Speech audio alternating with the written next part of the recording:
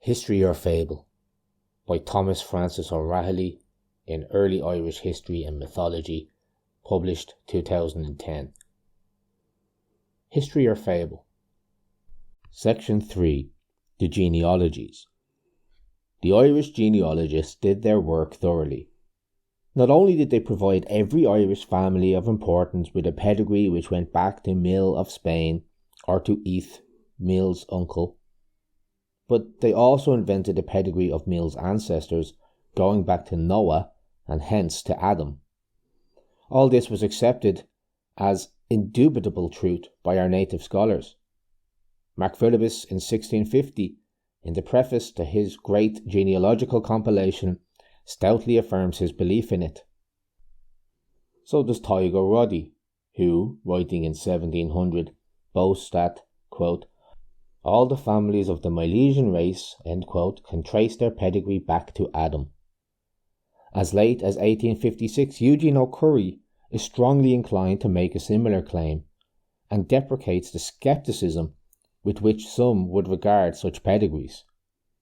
In our own day, one may still notice a certain reluctance among Irishmen to consign these important lists of ancestors to the scrap heap.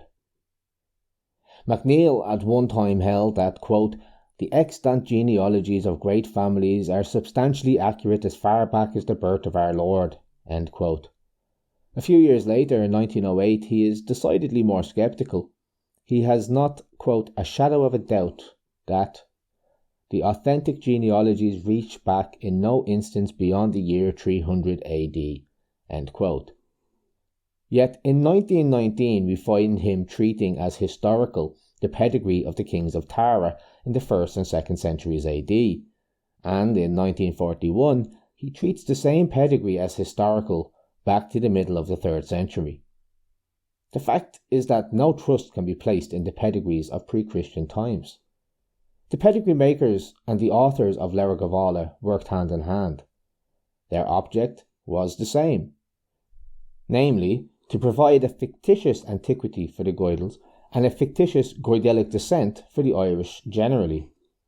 Accordingly, they filled out the pre-Christian part of the pedigrees of the kings of Tara and of Cashel with mythical or fanciful names, drawn in part from the traditions of the pre-Goidelic Éireann.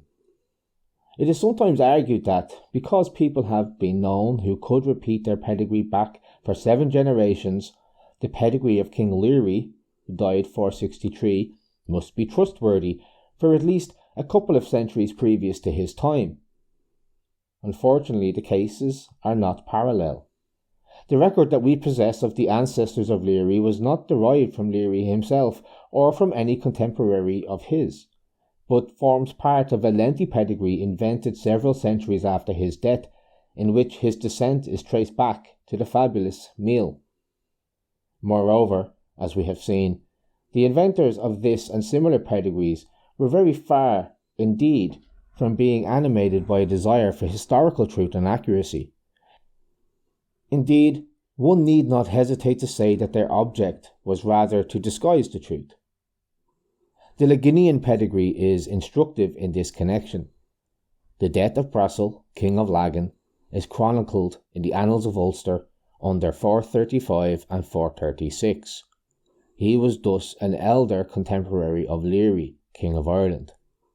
Elsewhere he is called Brasil Bialach, and in the pedigree according to which he is the grandson of Cahir Mar.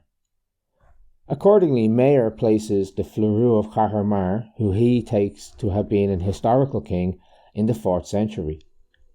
Actually, there can hardly be a doubt. Cahir Mar is the ancestor deity of the Lagan, the other world god from whom they claimed descent.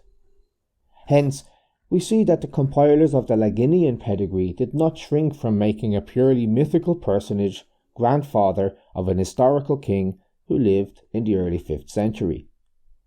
As Cahir Mar was ancestor of the Lagan, so Con Céad Cathach was ancestor of their enemies, the Goidels of the Midlands. Hence, our pseudo-historians, without troubling on this occasion to adapt their implied chronology to that of the genealogists, thought it appropriate to make Cahir and Con contemporaries and rivals. And so in the lists of kings of Tara, Cahir appears as Con's immediate predecessor.